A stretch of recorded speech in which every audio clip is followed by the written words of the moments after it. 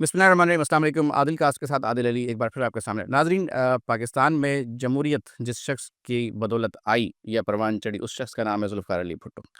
जैसा कि 4 अप्रैल आ रही है और 4 अप्रैल पाकिस्तान की तारीख़ में एक बहुत बड़ा सानिया भी है। पाकिस्तान के साथ एक बहुत बड़ा वाक़या पेश आया कि भुट्टो साहब को फांसी दी गई। 4 अप्रैल का दिन करीब हो और ऐसा हो कि हम पाकिस्तान पीपल्स पार्टी के किसी सीनियर तरीन रहनुमा से भुट्टो साहब की ज़िंदगी पे गुफ्तगू ना करें और उनकी ज़िंदगी के बारे में जानने की कोशिश ना करें, मेरा ख़्याल है कि बहुत बड़ी नाइंसाफ़ी होगी। आज मेरे साथ जो मेहमान मौजूद हैं, उनका नाम सैयद अरशद हुसैन नकवी है। सैयद अरशद हुसैन नकवी उन सीनियर तरीन लोगों में से हैं जिन्होंने मोहतरमा शहीद बेनज़ीर भुट्टो साहिबा के साथ बहुत करीबी वक़्त गुज़ारा। उनकी हिफ़ाज़त पे भी मामूर रहे और स्टूडेंट पॉलिटिक्स में अपनी सियासत का आगाज़ किया। आएँ आपकी मुलाकात कराते हैं और मज़ीद बातें उनसे करें। अस्सलाम वालेकुम अरशद साहब, कैसे हैं आप? खैरियत से? साहब, बहुत शुक्रिया आपका। आपकी तबीयत अलील है, नासाज़ है आप, लेकिन आपने फिर भी हमें वक़्त दिया और मेरा ख़्याल है कि मैं समझ सकता हूँ कि ये आपकी उनसियत है भुट्टो ख़ानदान के साथ कि आपने भुट्टो साहब का नाम सुना और आप चले आए। तो मैं आपका बहुत-बहुत शुक्रगुज़ार हूँ। अरशद साहब, पाकिस्तान की सियासत आप मेरा ख़्याल है मोहतरमा के दौर से बहुत करीबी सी देखते आ रहे हैं। भुट्टो साहब के साथ तो आपने काम नहीं किया होगा, लेकिन आपने उनकी शख्सियत की झलक मोहतरमा की शख्सियत में ज़रूर देखी होगी। आप क्या जानते हैं भुट्टो साहब के बारे में? ताकि हमारी आवाम भी जान सके भुट्टो साहब क्या शख्सियत थे? बिस्मिल्लाहिर्रहमानिर्रहीम। जैसा कि आपने बताया भुट्टो साहब के हवाले से, मैं समझता हूँ कि भुट्टो साहब एक सैर अंगेज़ शख्सियत थी, जिसके सैर में पाकिस्तान की पूरी जो है पाकिस्तान की जो गरीब, मज़दूर, जो तबकी भी अवाम जो बन दबी हुई आवाम। दबी हुई अवाम जो थी, वो तबका बाहर निकला और उन्होंने बड़े अच्छे अंदाज़ में मतलब आगे लेके चले, मुल्क को जिस पोज़ीशन पे लाए वो, उस दौर में भुट्टो साहब का मतलब कोई दूसरा उस पाये का लीडर उस टाइम पे नहीं था, मैं ये समझता हूँ। क्योंकि भुट्टो साहब ने इस मुल्क को आइन दिया, जो बगैर आइन के हमारा 47 से लेके नए 72 तक बस मिक्स आइन के साथ जो चीज़ें चल रही थी, एक आइन मुतफ़िक़ा और पार्लियामेंट से प्रूफ़ करवा के पाकिस्तान का जो आइन बना पहला, जो मुत्तफ़िक़ और मंज़ूरशुदा आइन। 3 में जो बना, वो आइन भुट्टो साहब ने दिया। उसके बाद अगर हम देखें कि अगर थोड़ा हम पीछे चले जाएँ, जब 65 की वॉर हुई, उसके बाद शिमला मुआहदे में जो मामलात हुए, वो हुआ, फिर 71 में एक मतलब एक दिलखराश वाक़या हुआ पाकिस्तान पाकिस्तान के साथ कि मशरक़ी पाकिस्तान उनसे अलहदा हुआ। कुछ भी वजूहात कुछ लोग भुट्टो साहब को भी उसके ज़िम्मेदार ठहराते हैं। ज़िम्मेदार देते हैं और कुछ मुजीब को भी देते हैं। लेकिन आज देखें, आज मीडिया या चीज़ें जितनी खुल चुकी हैं, मैं समझता हूँ हर बंदा समझ सकता है कि क्या सूरत-ए-हाल थी उस दौर में और क्यों हमसे वो अलहदा हुआ। और उस दौर में भी जब ये मामलात हुए तो 71 के बाद शिमला माहदे के तहत जो 93,000 जो हमारे कैदी थे, फ़ौजी तो के। वो फ़ौजी जो थे और फ़ौजी और सिविल्स लोग जो वहाँ थे बांग्लादेश में, उनको आज़ाद करवाया और 13,000 गज़ 13,000 मरबा मील जगह जो इंडिया हमसे ले चुके थे, उसको हमने वापस अपने पास वागज़ार करवाओ। वापस करवाई। मैं समझता हूँ कि ये सब एक दानिशवर और एक सुलझे हुए पॉलिटिशियन ही ये काम कर सकते हैं और भुट्टो साहब ने वो चीज़ें करके दिखाई। और भुट्टो साहब ने इसके अलावा देखें, अगर उनके दिल में एक बीइंग मुसलमान, एक इस्लाम की एक तपक थी, एक इस्लाम की एक जो है ना, वो भी थी कि मैं इस्लामी मामलात को भी सीधा करूँ, जिसकी वजह से आप देख सकते हैं कि सेकंड इस्लामिक वो जो है सेशन जो है, पूरे मुस्लिम वर्ल्ड का जो है पाकिस्तान में कराया, इस्लामिक कॉन्फ्रेंस। इस्लामिक कॉन्फ्रेंस करवाई गई, जिसमें उस दौर के सब लीडरों ने शिरकत की। किसी एक ने भी उसको डिनाई नहीं किया। वो जो उनका एम था कि हम एक मुस्लिम ब्लॉक बनाएँ और मुस्लिम ब्लॉक के थ्रू हम चीज़ें लेके चलते हैं आगे, वो उन ताकतों को नागुज़ीर गुज़री, जो समझते थे कि अगर भुट्टो रहा तो इस दौर में हम पाकिस्तान बहुत तरक्की करेगा। तो क्या क्या वजह यही है कि ज़ुल्फ़िकार अली भुट्टो साहब को जो है वो मंज़र से हटाया गया कि वाक़ई इस्लामिक ब्लॉक बनाने में कामयाब होते जा रहे थे? मैं समझता हूँ, देखिए बात ये, कभी भी कोई भी तरक्की या मुल्क हम जो है हमेशा हम हमारी नज़र दूसरों की तरफ रहती नहीं, लेकिन भुट्टो साहब ने एक आपको दिखाया कि आपने कहा हम खाना नहीं खाएँगे, हम घास खाएँगे, लेकिन एटम बम बनाएँ। क्यों एटम बम बनाने का मकसद भुट्टो साहब का मकसद खाली ये था कि पाकिस्तानी कौम को एक हिम्मत दें। बिल्कुल। एक दुनिया में मुस्लिम वर्ल्ड के अंदर आप वाहिद पर्सनैलिटी हो जिसके पास, आप वो वाहिद कौम हो जिसके पास एटम बम है। जिसकी वजह से आज आप पूरे दुनिया को आप मुँह दे पा रहे हो। आज अगर वैसे। कहीं आपसे बैठ के बात कर रही हो, आपकी रीज़न वही है कि उस दौर में उस हिसाब की एक सोच थी। जिस तरीके से उन्होंने एटम की बात जो की, एटम बम बना के पाकिस्तान को दिया, पाकिस्तान का एक नाकाबिल तस्कीर मुल्क बनाया, जिसको हम लेके चल रहे हैं आज तक। अगर देखें, उनकी सोच, हमेशा लीडर वो होता है जो उसकी थॉट 30-40 साल आगे चल रही हो। बिल्कुल। तो भुट्टो साहब ने आगे तक विज़न आगे तक रखा हुआ था, उस विज़न के हिसाब से वो चल रहे थे मुल्क को लेके। लेकिन उन लोगों को भी पता था, नादिदा कुव्वतों को। उन लोगों को पता था अगर ये अपना मुल्क को इस तरीके से लेके चलता, हो सकता है ये हमसे बहुत आगे निकल जाए, इसको रोका जाए। आखिरी रोकने के रास्ते ये होते हैं, हमारे अपने मीर जाफ़र, मीर सादिक पैदा होते हैं और वो हालात पैदा कर दिए जाते हैं। और मतलब आज देख लें, 45 साल के बाद कोर्ट्स जो है इस बात पे एग्री हुआ कि भुट्टो साहब का मारा हुआ अदालत कत्ल था, बिल्कुल। उसको एडमिट किया और ये बहुत बड़ी बात है। अब ये आगे 45 साल भुट्टो साहब को इंसाफ मिला और पहली दफ़ा भुट्टो साहब को सबसे आला अवार्ड जो है प्रेसिडेंट ऑफ पाकिस्तान ने उनको दिया इस दफ़ा। मैं समझता हूँ कि ये जमहूरियत की और उनकी सच्चाई की हक की जीत थी जो हुई है। शायद अब भुट्टो साहब की कुर्बानी तो पाकिस्तान के लिए लाज़वाल है। पूरा ख़ानदान मतलब अगर आप उनकी बेगम से बात से लेके आएँ तो उनको भी एक हादसे में चोट लगी, जो ज़ख़्म जो है वो बाद में रिकवर ना हुआ। फिर उसके बाद उनके दोनों बेटे फ़र्ज़ंद मीर मुर्तज़ा साहब, फिर मीर शाहनवाज़ साहब, होते-होते आखिर तक मोहतरमा बेनज़ीर भुट्टो साहिबा तक। मैं देखें बात ये भुट्टो साहब का पूरा ख़ानदान ही अगर देखा जाए तो सबने अपनी-अपनी सोबतें बर्दाश्त की। भुट्टो साहब ने जो अपने दौर की सियासत की, मैं समझता हूँ उससे हार्ड सियासत टाइम जो है शहीद मोहतरमा बेगम भुट्टो साहिबा पे आई है। जब 79 के बाद 77 में भुट्टो साहब को गिरफ्तार किया गया, उसके बाद से लेकर 86 तक जो हालात हुए, जिस तरीके से जुदावतनी का वक़्त काटा, जिस तरह बीवी ने जेलें काटी, वो सोबतें बर्दाश्त की, मतलब अवामी मतलब होता देखें बात ये वो इतने वज़राए इतने मामलात थे उनके पास कि अगर वो चाहती पाकिस्तान छोड़ के बाहर अपनी ज़िंदगी अच्छे अंदाज में गुजार सकते थे। बिल्कुल ऐसे ही है। बेगम मोहतरमा बेगम नुसरत भुट्टो साहिबा को देख लें, वो भी पाकिस्तान में रहीं। चेयरमैन साहब के वक़्त फांसी के बाद उन्होंने पार्टी की क़यादत सँभाली। बिल्कुल ऐसे ही है। उसके बाद जब पार्टी के जो आला लीडरान जो छोड़ के जा चुके थे, उसके बावजूद लोग ये कहते पीपल्स पार्टी ख़त्म हो जाएगी, तो पीपल्स पार्टी ख़त्म नहीं हुई। आज ये ज़िंदा मिसाल है, 45-46वीं बरसी पे भी पाकिस्तान पीपल्स पार्टी वैसे ही है जैसे भुट्टो साहब के दौर में थी, उससे ज़्यादा मज़बूत हुई।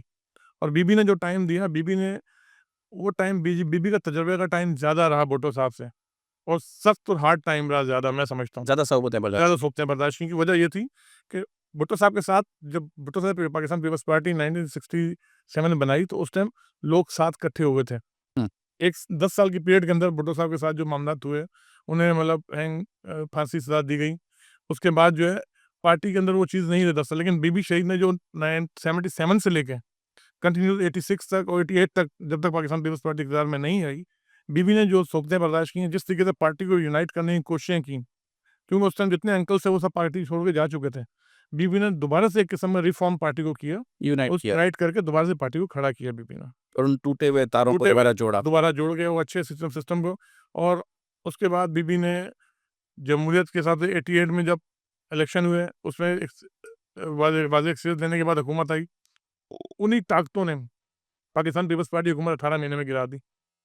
फिर दोबारा एक नया सिस्टम नहीं बना। तो ये भी तो हो सकता था ना कि वालिद की इस तरह नागहानी मौत, एक उरूज, एक हुक्मरानी, फिर वालिद की फांसी। तो मोहतरमा तो जो एक ऑक्सफोर्ड की पढ़ी हुई खातून थी।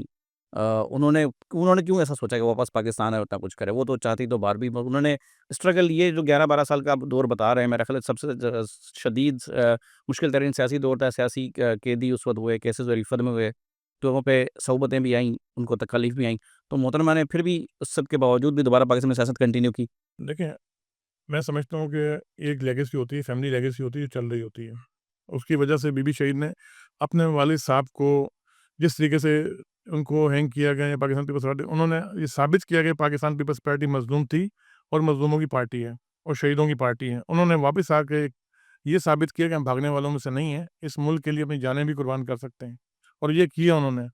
मतलब भुट्टो खाना की तारीख आप उठा के देखें, शाहनवाज़ भुट्टो को देख लें, ज़हर दे दिया गया, मुर्तज़ा भुट्टो को देख लें, रोड पे सर गोलियाँ मार दी। मुकाबले के ऊपर जो गोली मार दी और मोहतरमा बेनज़ीर भुट्टो साहिबा के प्राइम मिनिस्टर होते हुए किया गया ये वाक़या। बिल्कुल, मतलब सबसे बड़ा मतलब सेटबैक। अलमिया ये है इस मुल्क का कि ऐसी ताकतें हैं पीछे जो ये काम ये करती हैं कि अब प्राइम मिनिस्टर आपकी बहन है और भाई को रोड के ऊपर पुलिस मुकाबले में मामलात ख़राब कर दिए जाएँ, शहीद कर दिए तो जाएँ। मेरा ख्याल है इन ताकतों का कोई मैसेज था। तो ये मैसेज था जिस मैसेज की वजह से हुकूमत चली गई। उसके बाद फिर बीबी ने हिम्मत की, फिर बीबी वापस आई, फिर 93 में हमने गवर्नमेंट एस्टेब्लिश की दोबारा पाकिस्तान पीपल्स पार्टी की, फिर अब 22 महीने में आपने हटा दी। उसके बाद एक लंबा सफ़र था, जब बीबी शहीद असाइलम गई, पार्टी पाकिस्तान छोड़ के बाहर चले गए, तो बस इन्होंने इतना प्रेशराइज़ किया कि उन्हें पाकिस्तान से बाहर जाना पड़ा। फिर एक वक़्त आया कि बीबी ने 2007 में ऐलान किया कि मैं वापस पाकिस्तान आ रही हूँ और उस हालात में वापस आई जब एक जाबिर और एक डिक्टेटर बैठा हुआ था, हज़रत मुशर्रफ की शक्ल में, ठीक है? जिसने कहा था, "आप आओगे तो आपके साथ अच्छा नहीं किया जाएगा।" लेकिन मैं बाज़ार मैसेज भी दिया गया, लेकिन उसके बावजूद वो पाकिस्तान आई। उन्होंने कोई अपने इक़्तिदार की लालच में किसी और वजह से कोई अवाम की खातिर आईं। क्यों जो अवाम के साथ ज़्यादतियाँ या सोबतें बर्दाश्त की, मुल्क में इमरजेंसियाँ लगाई जा रही थी, जो हालात ख़राब किए जा रहे थे, उस हालात को कवर करने के लिए वापस वो पाकिस्तान आई। और आते साथ ही आपने देखा 18 अक्टूबर में जो वाक़या हुआ, बिल्कुल हुआ, बहुत बमला बड़ा का वाक़या वाक़या था। साना कारसाज़ हुआ, उसमें मतलब इतने लोग तकरीबन दो पौने 200 लोग शहीद हुए और 700 साढ़े 700 लोग ज़ख्मी हुए। उस वाक़या के बाद बीवी को एक मेरे वाज़ेह मैसेज था कि आप मुल्क छोड़ के चले जाएँ। आपकी जान को खतरा है। जान को खतरा है, लेकिन मैं शाबाश देता हूँ कि वो शहीद ख़ानदान और बहादुर ख़ानदान का यही एक वतीरा होता है कि उन्होंने दूसरे दिन ही वो हॉस्पिटल में गईं, शहीदों-शुहदाए घरों पे गईं और फिर कहा मैं पाकिस्तान छोड़ के नहीं जाऊँगी, चाहे मेरी जान चली जाए। उन्होंने अपना पाकिस्तान की अवाम के साथ जो ताल्लुक था उसको मेंटेन रखने के लिए सिंध भर में जलसे किए, केपीके में जलसे किए, जब इस्लामाबाद पहुँची, 27 दिसंबर का वाक़या हुआ। लेकिन उन्होंने मुल्क छोड़ के जाने को तरजीह नहीं दिया। जब एक आदमी को इतना थ्रेट हो, फैमिली को थ्रेट हो, चीज़ें हो तो वो छोड़ के जा सकते हैं। लेकिन उन्होंने अपनी जान जो है इस मुल्क में अवाम के लिए अवाम के लिए कुर्बान की। आपकी वापसी मोहतरमा से कब से हुई और फिर आपका तजुर्बा कैसा रहा उनके साथ? मैं 86-87 में पीएसएफ में जॉइन की मैंने स्टूडेंट विंग के हवाले से। जब डिस्ट्रिक्ट में रहा, फिर डिस्ट्रिक्ट से कराची डिवीज़न का 97 में बीबी ने मुझे प्रेज़िडेंट बनाया माशाल्लाह। और जब मैं बीबी ने खुद आपको सदर बनाया? बिल्कुल। माशाल्लाह। हम क्योंकि पीएसएफ कराची डिवीज़न जो है डायरेक्ट जो चेयरपर्सन साहब डील करते थी। वहाँ हम तो हमारे जब इलेक्शन या जब हमारे होती सिलेक्शन जो इलेक्शन होते थे वो भी बीबी शहीद खुद देखती थी। उस वजह से जब मुझे अनाउंस किया गया तो मुझे खाली एक बात की बीबी ने कि मुझे पॉलिटिकल स्टूडेंट्स चाहिए। मुझे एक उस सियासी हालात फहम ऐसे चाहिए। थे, आपको अच्छी तरह पता है कि 90 के हालात 90 के दौर के अंदर जब इस शहर को शब-ए-खून मारा जाता था, माँ-बाप को ये नहीं पता था कि हमारा बच्चा आज यूनिवर्सिटी कॉलेज जा रहा है, वापस आएगा या नहीं आएगा। उस हालात के अंदर भी उस सियासत में पाकिस्तान पीपल्स पार्टी ने इस शहर को अपना खून दिया, शोहदा दिए अपने और मैं समझता हूँ उस दौर में बीबी शहीद ने अनाउंस किया बीबी के साथ क्यों हमने बीबी की उन मैं समझता हूँ उन लोगों में से हूँ जिन्होंने बीबी के साथ बीबी जब पीएसएफ को लेक्चर देती उनमें मैं शामिल था, जब हमने बीबी के लेक्चर भी सुने। और मोहतरमा हमेशा एक बात करती थी कि जमहूरियत में सबके रास्ते खुले होते हैं, किसी का रास्ता बंद नहीं किया जाता। आप अपनी सियासत करते रहें, आपका रास्ता खुद बनेगा और आज तक हम उसी चीज़ पे अमल पैरा हैं और आपके सामने ये सब चीज़ें उसी चीज़ को उसी लेगेसी को बीबी शहीद के बाद जनाब आसिफ ज़रदारी साहब ने ऑन किया और मैं समझता हूँ जब वो हालात ऐसे थे 27 अक्टूबर वाले अपना दिसंबर वाले कि लोगों ने कहा कि ना खपे पाकिस्तान, हुँ। लेकिन ज़रदारी साहब ने एक नारा मारा खप्पे खप्पे पाकिस्तान खप है। पाकिस्तान खप्पे और ये बात प्रूफ करके बताया। उससे लेके आज तक पाकिस्तान पीपल्स पार्टी कोई भी जमहूरी पार्टी आती थी, कभी भी 5 साल पूरा नहीं करती थी, लेकिन उसके बाद 5 साल पाकिस्तान पीपल्स पार्टी ने पूरे किए और सिंध के अंदर अल्हम्दुलिल्लाह 15 साल से पीपल्स पार्टी इक़्तिदार में आ रही है और वफ़ाक में भी आ चुकी है एक दफ़ा। एक रवायत बरकरार हुई कि जो है वो कि जमहूरियत को पूरा टाइम दिया जाए। हुकूमत अभी बीच में मतलब कुछ नादान दोस्तों ने जो हालात ख़राब किए जिसकी वजह से एक टेन्योर पूरा ना हो सका, वरना अदरवाइज़ इससे पहले नून का दौर भी पूरा था, वो अदलिया ने हटाया।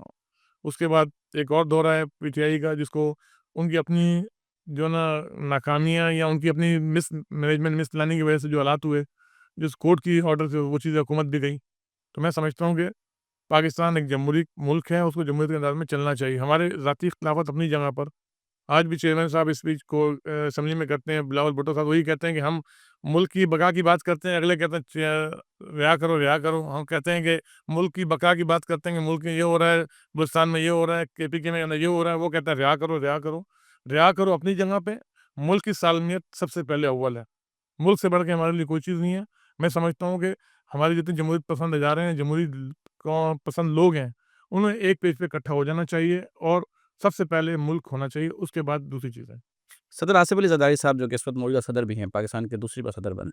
मोहतरमा की ज़िंदगी में उनका किरदार सियासत में कदरे कम नज़र आता था, जबकि शायद लोगों को समझता था कि कोई इख्तिलाफ़ात भी या कोई ऐसी कोई चीज़ भी है। लेकिन जिस तरह से 2007 के वाक़ये के बाद उन्होंने पाकिस्तान की कमान सँभाली और उन्होंने पूरी मेरा ख़्याल है उस वक़्त भी हालात ऐसे वाक़ये हुए थे कि पार्टी जो है वो लगता था कि पाकिस्तान सोसाइटी बिखर जाएगी। कुछ ऐसी चीज़ें हुई थी लेकिन उन्होंने उसको यूनाइट कर लिया।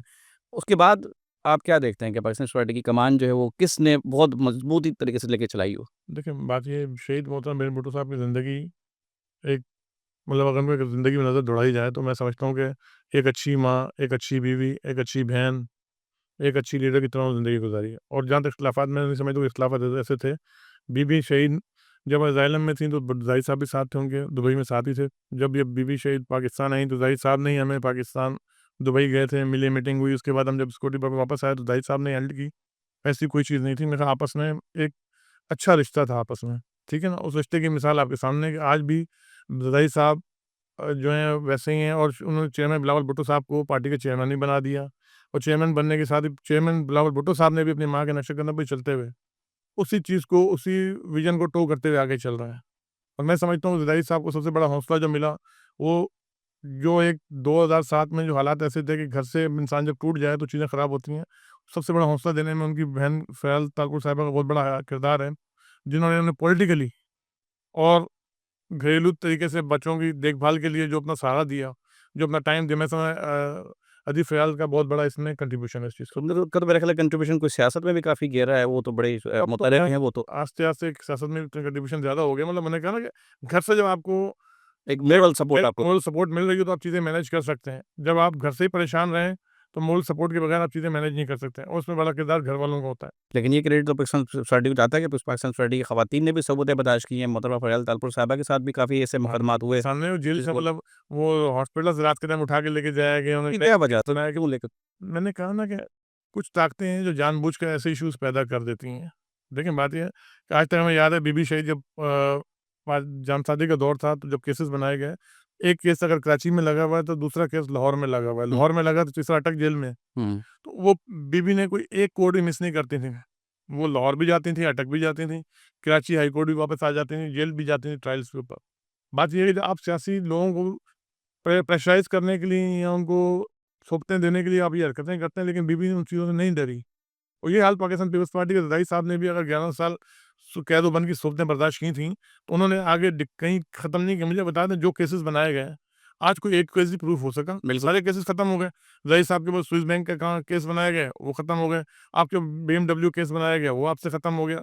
नैब ने नए केस बनाए, लेकिन आज तक उन केसों का कोई सर-पाँव है ही नहीं। मोहतरमा फ़याज़ तालपुर को अस्पताल से उन्होंने गिरफ्तार किया, एक बहुत बड़ा जुल्म किया उनके साथ भी उन्होंने। वही बात मैंने कहा ना कि पाकिस्तान पीपल्स पार्टी के तो रहा है कि हम हमेशा जो है ना, जब भी होते हैं हमारे साथ जुल्म किया जाए हम बर्दाश्त करते हैं। बर्दाश्त करने के बाद हम फिर बदला नहीं लेते हैं।